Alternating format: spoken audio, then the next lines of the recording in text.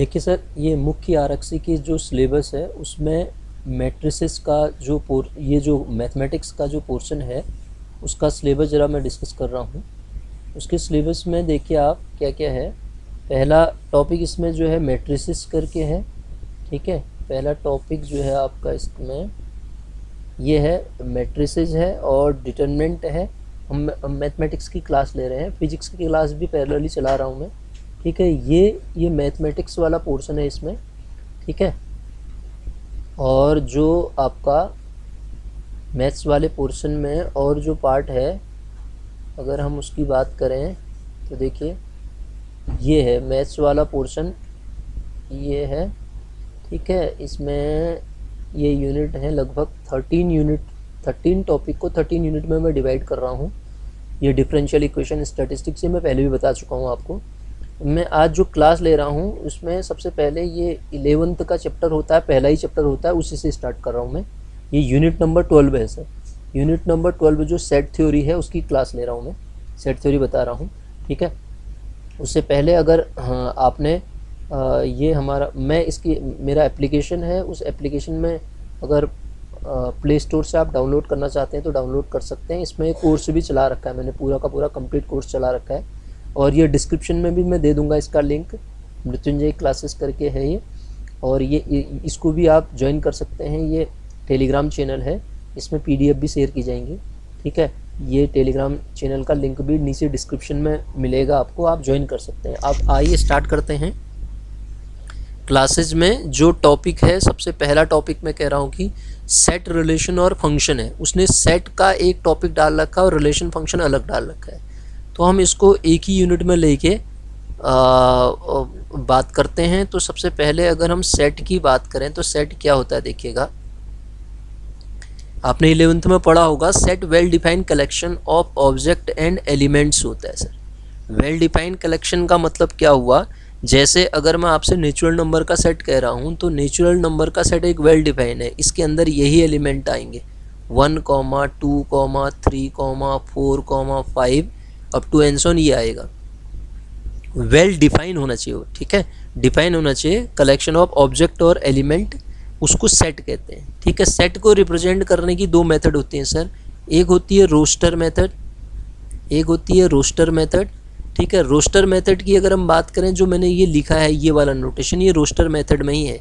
जैसे roster method में जैसे मैंने लिखा R कोई सेट है, इसके अंदर element 1, 1/2, 1/3 up to and so on, ये एलिमेंट है। अब यहाँ से देखिए, यहाँ 6 तक लिखा मैंने, यहाँ डॉट डॉट डॉट कर दिया। इस सेट से आपको दो चीज़ें और मिलेंगी। यहाँ से ये क्या है, फाइनाइट सेट है क्योंकि नंबर ऑफ एलिमेंट क्या है, फाइनाइट है। और ये क्या है, इनफाइनाइट सेट है क्योंकि नंबर ऑफ एलिमेंट क्या है, इनफाइनाइट है। तो ये रोस्टर मेथड है सेट को रिप्रेजेंट करने की। जैसे मुझे कोई सेट दिया है A = 1/n, n belongs to natural number कहता है, इसको रोस्टर फॉर्म में बनाना है। तो रोस्टर फॉर्म में बनाने के लिए आप क्या कीजिए, n नेचुरल नंबर है, रख दीजिए 1, 1/2, 1/3, 1/4, ठीक है, 1/5 up to and so on. ये आपके पास क्या मिलेगा, ये मिल जाएगा आपका क्या, रोस्टर फॉर्मेट में आपने कन्वर्ट कर दिया। तो ये कौन सी फॉर्मेट है, इसे कहते हैं सेट बिल्डर मेथड। क्या कहते हैं, सेट बिल्डर मेथड। ये होगी हमारे पास सेट बिल्डर मेथड, इसको हम क्या कहते हैं, सेट बिल्डर मेथड कहते हैं। सेट बिल्डर मेथड जैसे एक और लिखता हूं मैं, देखिएगा सेट बिल्डर मेथड में मैंने एलिमेंट लिखा x² x such that x² = 36। और यहाँ इसी को मैं दो तरीके से लिखता हूँ, x belongs to natural number लिखता हूँ और इसी से एक सेट बनाता हूँ मैं, वो सारे x जिनका स्क्वायर जो है 36 हैं और वो क्या हैं, इंटीजर हैं। अगर ये A सेट को मैं लिखता हूँ तो A के अंदर कितने ऐसे नेचुरल नंबर है जिनका स्क्वायर 36 होता है, एक ही है।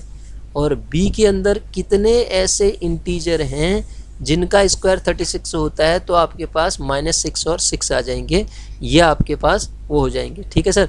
तो A और B ये सेट हो गए। अब सेट बिल्डर में ही मैं एक और लिखता हूँ, मैंने कहा E कोई सेट है इसके अंदर x टाइप के एलिमेंट हैं, x क्या है, एक नेचुरल नंबर है सच दैट x की वैल्यू किसके इक्वल है, 2n के बराबर है। अब आप पाएंगे कि इसके वो सारे नेचुरल नंबर जो इस टाइप के हैं वो कौन होंगे, इवन नेचुरल नंबर। ठीक है, इवन आ जाएंगे ना, n की वैल्यू 1 रखोगे 2 मिलेगा, 2 रखोगे 4 मिलेगा, 6 मिलेगा, up to and so on. तो ये सेट कैसा है, इनफाइनाइट सेट है। सेट के टाइप में भी बताया ना, सेट फाइनाइट और इनफाइनाइट हो सकता है, तो ये कैसा सेट है, इनफाइनाइट है। एक और मैं इसका एग्जांपल आपको बताता हूँ। तो a इज इक्वस टू मैंने लिखा, a कोई सेट लिखा, मैंने उसको लिखा 1, 2, 3, 4, 5, 6, 7, 8। ठीक है, इसको मैं कन्वर्ट करके दिखाता हूँ सेट बिल्डर मेथड में। तो इसमें वो सारे नेचुरल नंबर आएंगे सच दैट x क्या है, लेस देन इक्वस टू 8 है। इसको ऐसे डिनोट कर सकता हूँ मैं, वो सारे नेचुरल नंबर हैं जो 8 से छोटे हैं। ठीक है, नेचुरल नंबर स्टार्ट कहाँ से होता है, 1 से, और वो 8 से छोटा कह रहा है, तो 8 से छोटे में ये आ जाएंगे। ये क्या है, आपने सेट बिल्डर मेथड और मेथड सीखी कि रिप्रेजेंट करने का तरीका क्या है।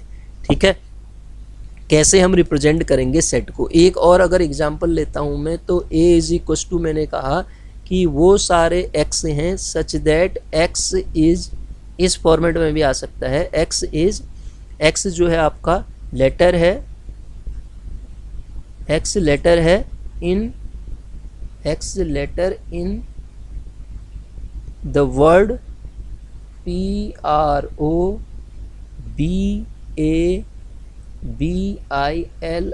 probability, probability. सर ध्यान दो, अगर मैं आपसे कहता हूँ कि a इज इक्वस टू 1, 1, 1, 1, कितने एलिमेंट हैं इस सेट में, तो आप 1, 2, 3, 4, 5, 6 नहीं कहेंगे, केवल एक ही एलिमेंट है। सेट के अंदर रिपीटेशन अलाउड नहीं होता है। वो क्यों बता रहा हूँ, यहाँ देखिए, a इज इक्वस टू, इसके लेटर को लिखो आप, मतलब डिस्टिंक्ट एलिमेंट लिख लो, PROBALITY,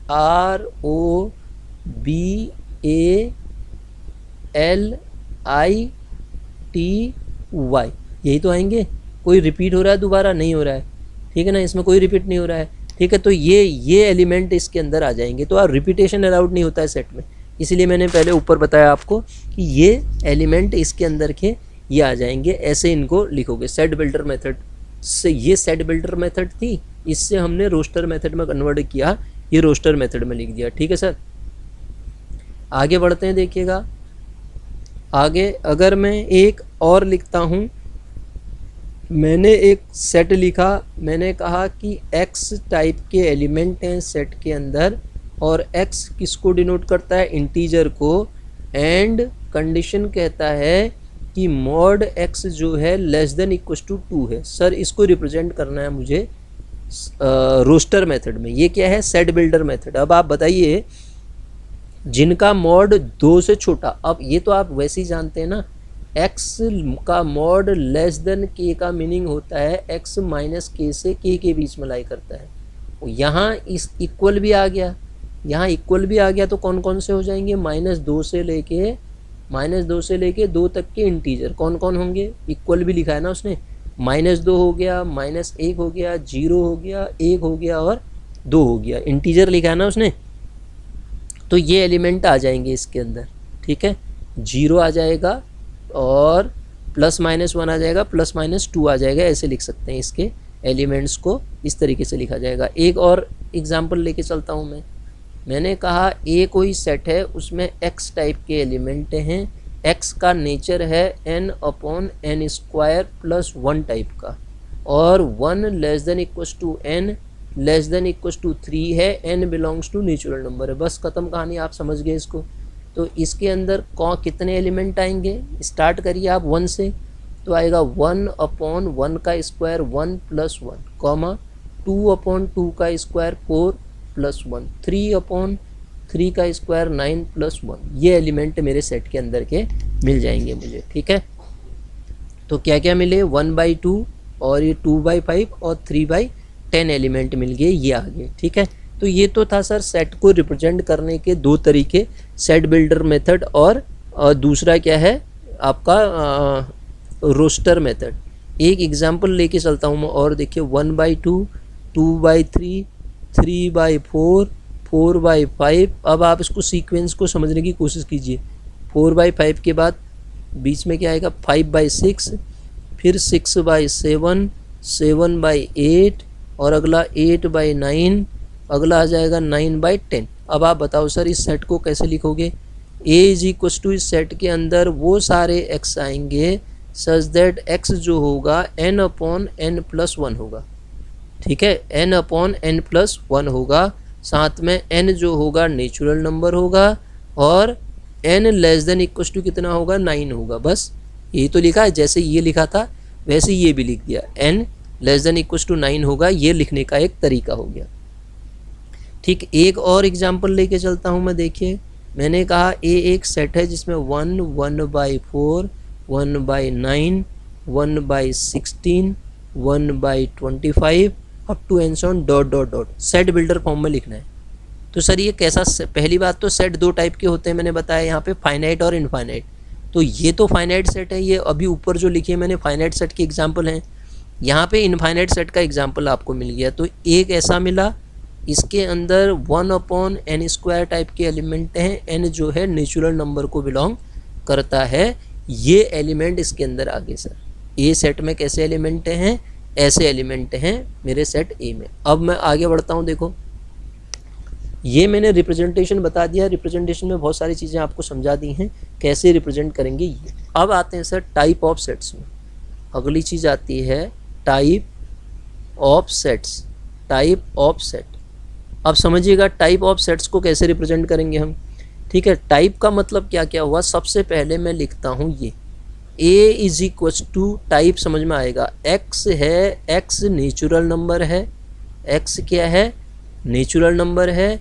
4 से बड़ा, 5 से छोटा। अब आप बताओ कौन से ऐसे नेचुरल नंबर होते हैं जो इस कंडीशन को फुलफिल करते हैं। तो आप कहेंगे सर कोई भी नेचुरल नंबर नहीं होता है, फाई सेट है ये। फाई का नोटेशन ये नहीं होता है, ध्यान दीजिएगा sir, this is not phi. Phi का नोटेशन या तो ये होगा या करली ब्रेसेस को आप ऐसे लिखेंगे। तो इसे कहते हैं एम्प्टी सेट, एम्प्टी सेट या वॉइड सेट।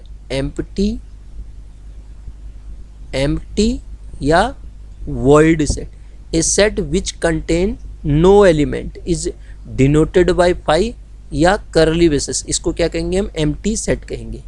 एक और एग्जांपल लिखता हूँ मैं, वो सारे x आप बताइए जिनका स्क्वायर -2 हो और वो x क्या हो, रियल नंबर हो। ठीक है सर, इस टाइप की इक्वेशन नहीं तो कॉम्प्लेक्स का जनरेशन किया था ना। तो ऐसा कोई भी रियल नंबर नहीं होता जिनका स्क्वायर -2 होता है। This is equal to 5।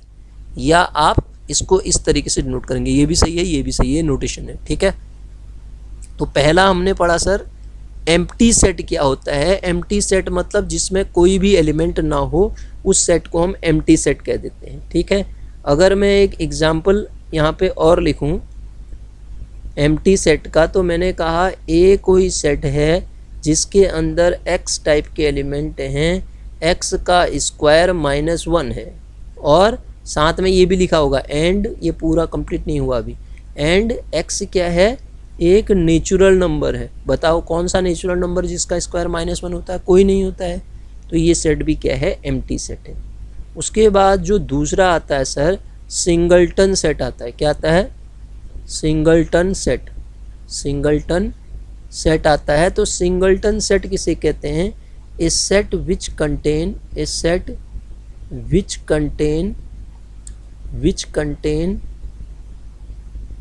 Contain single या वन एलिमेंट, कम से कम एक एलिमेंट को रखे। जैसे a इज इक्वल टू वो सारे x हैं, वो x नेचुरल नंबर को बिलोंग करता है। x 4 less than equal to 5। 4 और 5 के बीच में 5 के बराबर कौन सा नेचुरल नंबर होगा, खाली 5 होगा। तो हम इसको क्या कह देंगे, सिंगलटन सेट कह देंगे। ये हमने क्या पढ़ लिया, सिंगलटन सेट पढ़ लिया। ठीक है, एक और पढ़ते हैं। a इज इक्वल टू, मैंने लिखा कि x है और x नेचुरल नंबर है। x क्या है, नेचुरल नंबर है, सच दैट x का स्क्वायर 9 है। बताइए कौन सा ऐसा नेचुरल नंबर है जिसका स्क्वायर 9 है, तो आप कहेंगे केवल 3 है, तो ये सिंगलटन सेट हो गया। ठीक है, इसे क्या कहेंगे हम, सिंगलटन सेट कहेंगे। अब दो तरीके के सेट मैंने अभी बताया था आपको, फाइनाइट सेट। फाइनाइट सेट किसे कहते हैं, number of element contain a set which contain finite number of element. Infinite set किसे कहेंगे, a set which contain infinite number of element, natural number का सेट, रियल नंबर का set, integer का set, even integer का set, rational number का set, ये सारे क्या हैं, इनफाइनाइट सेट है। फाइनाइट सेट का मतलब a set which contain single finite number of elements. ठीक है, उसके बाद अगली चीज़ जो आती है वो आती है कार्डिनल नंबर। बड़ी इंपॉर्टेंट चीज़ बता रहा हूँ मैं आपको, cardinal number. Cardinal number, sir cardinal number किसे कहते हैं, मतलब किसी सेट में number of element n A से डिनोट करो या ए में मॉड लगा दो। ठीक है, ये एक ही चीज़ है।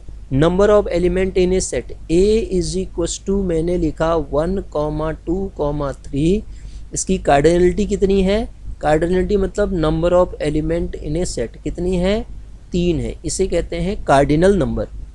ठीक है, कार्डिनलिटी ऑफ, अगर मैं आपसे कहूँ कार्डिनलिटी ऑफ नेचुरल नंबर क्या है, तो आप कहेंगे इनफाइनाइट। सर बाद में हम जब प्योर मैथ्स में जाते हैं तो ये इनफाइनाइट नहीं होता है, इसका नाम अलिफ नॉट कहते हैं। बहरहाल अभी आप ये समझिए कि इनफाइनाइट ही होता है, उतनी डिटेल में हमें पढ़ने की ज़रूरत नहीं है, तो ये इनफाइनाइट ही माना जाएगा। ठीक है, अब उसके बाद दो चीज़ें और आती हैं, एक आता है इक्विवेलेंट। क्या आता है, इक्विवेलेंट सेट, और एक आता है सर इक्वल सेट। क्या आता है, इक्वल सेट। इन दोनों में अंतर समझाता हूँ मैं आपको। देखिए, जब इक्विवेलेंट सेट की बात करेगा तो इक्विवेलेंट सेट का मतलब दो सेट इक्विवेलेंट कहलाते हैं यदि उनमें नंबर ऑफ एलिमेंट इक्वल हो जाएं। इक्वल सेट किन्हें कहेंगे, इक्वल सेट का मतलब ए एंड बी, मैं इसकी डेफिनेशन लिख रहा हूँ, देखिए ए एंड बी, अभी एग्जांपल समझाऊंगा आपको समझ में आ जाएगा। A and B are equal if every element of A is in B. ठीक है, यहाँ मैंने लिखा, देखिए ए इज इक्वस टू 1, 2, 3 लिखा, बी इज इक्वस टू लिखा ए, बी, सी। इसमें कार्डिनल नंबर 3 है, ये भी कार्डिनल नंबर 3 है, तो ये क्या है, इक्विवेलेंट सेट है। ये क्या है, इक्विवेलेंट सेट है। इक्वल सेट की मैं बात करता हूँ तो A is equals to X such that X एक इंटीजर है, एक्स स्क्वायर बराबर 36 है। बी इज इक्वस टू मैंने लिखा 6, -6। ये इक्वल सेट है सर, ये क्या है, इक्वल सेट है। इसमें भी -6, है और इसमें भी -6, है, इंटीजर है, हाँ ध्यान दीजिएगा।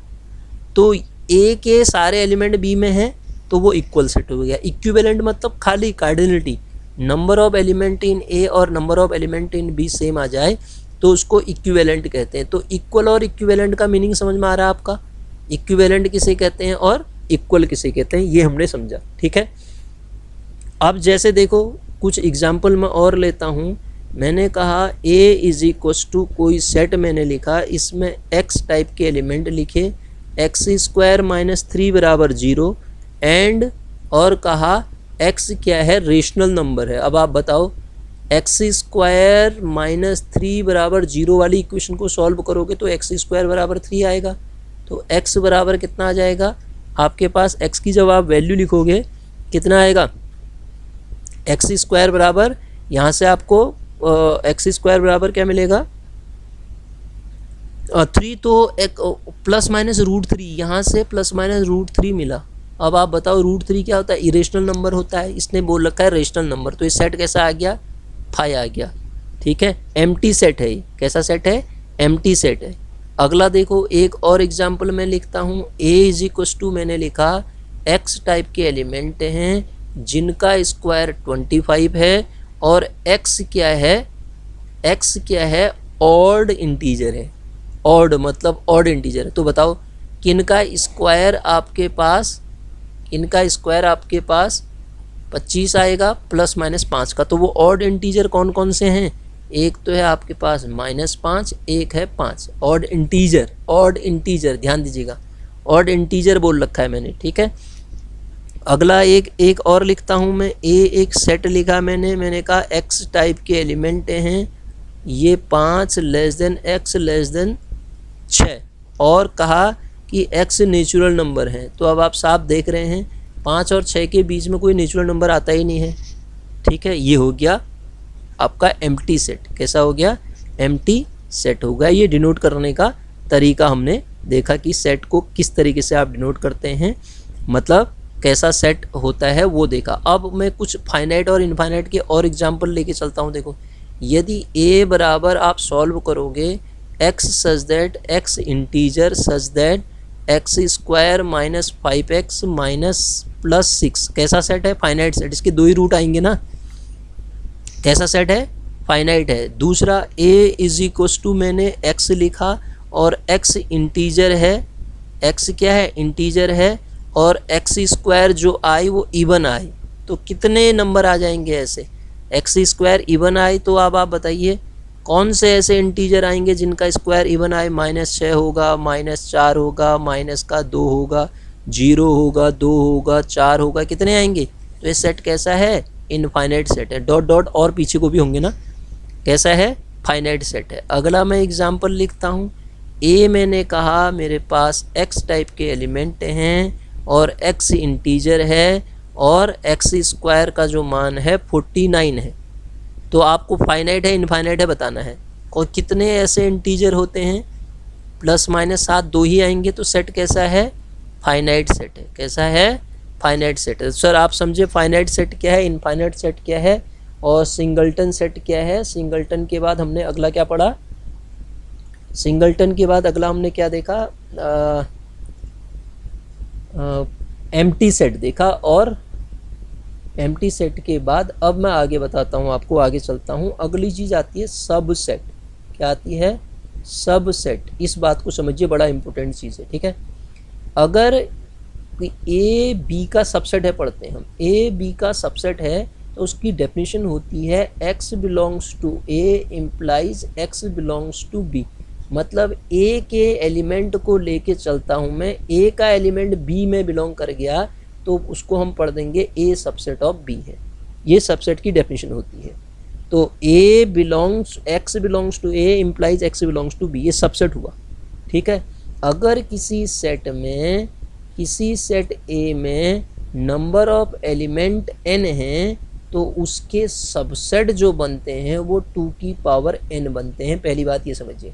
सबसेट को ज़रा सा और ढंग से मैं बताऊं, जैसे देखिए मैंने कहा a इज इक्वस टू 1, 2, 3 और b इज इक्वस टू 1, 2, 3, 4।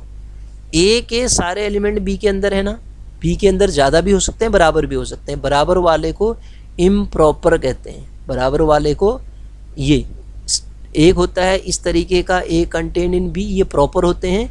एक होता है इस तरीके का, वो इम्प्रॉपर होते हैं। देखिए ए के सारे एलिमेंट बी में ना, यदि ए का एलिमेंट बी में कंटेन कर जाता है तो उसको आप क्या कह देते हैं? सबसेट कह देते हैं। तो ये सबसेट की कहानी हुई, ठीक है। मैंने कहा ए के अंदर एलिमेंट हैं 1, 2, तो इसके बनने वाले सबसेट कितने होंगे? अभी बताया 2 to the power n। n मतलब नंबर ऑफ एलिमेंट 2 हैं, तो 4 बनेंगे। वो 4 क्या बनेंगे? एक होगा 5, एक होगा 1, एक होगा 2, एक होगा 1, 2। तो यहाँ से कंक्लूजन क्या मिला देखिएगा, इसे सबसेट्स कहते हैं। इसे क्या कहते हैं? सबसेट्स कहते हैं। कितने सबसेट बने? 1, 2, 3, 4। तो यहाँ से कंक्लूजन एक ये मिलता है, 5 हर सेट का सबसेट होता है और वो सेट खुद भी, 5 जो होता है हर सेट का सबसेट होता है और खुद का सेट भी खुद का सबसेट होता है। ये 2 चीज़ें आपको ध्यान देनी है। अब यहीं से डेफिनेशन निकल के आती है सर पावर सेट की। किसकी आती है? पावर सेट की। तो पावर सेट क्या है? Collection of all the subset, all subset is known as power set, इसको क्या कह देंगे हम, पावर सेट कह देंगे। Collection of all subset is known as power set. तो कलेक्शन क्या चीज़ है फिर इसमें, कलेक्शन मतलब हम कलेक्ट करके रख देंगे, फाई करली बेसिस में रख देना ही कलेक्शन कहलाता है। ये 2, ये 1,2। तो क्या हुआ देखिए, अब सबसेट जितने थे नंबर तो उतने ही रहे, नंबर थोड़ा चेंज होंगे, केवल हमने इसको कलेक्ट करके रखा, केवल हमने इसको कलेक्ट करके रखा, सबसेट जितने थे वो उतने ही रहे। तो collection of all subset is known as power set. ठीक है, पावर सेट का मीनिंग समझ में आया। पावर सेट किसे कहते हैं, किसी सेट में टोटल नंबर ऑफ सबसेट होते हैं 2 टू दी पावर n, तो पावर सेट भी कितने होंगे उसमें, 2 टू दी पावर n ही होंगे। उनको केवल कलेक्ट करके रखा गया है, बाकी और कुछ नहीं है। ठीक है, वो वैसे ही है। तो कलेक्शन ऑफ ऑल सबसेट लिखा आपने, ये भी ये पावर सेट है। और सबसेट क्या होते हैं, ये सबसेट इस तरीके से आपने निकाल दिए। तो ये हमारा इस तरीके से देखेंगे। तो इस लेक्चर में इतना ही करते हैं, बाकी फिर अगले लेक्चर में मिलेंगे। ठीक है।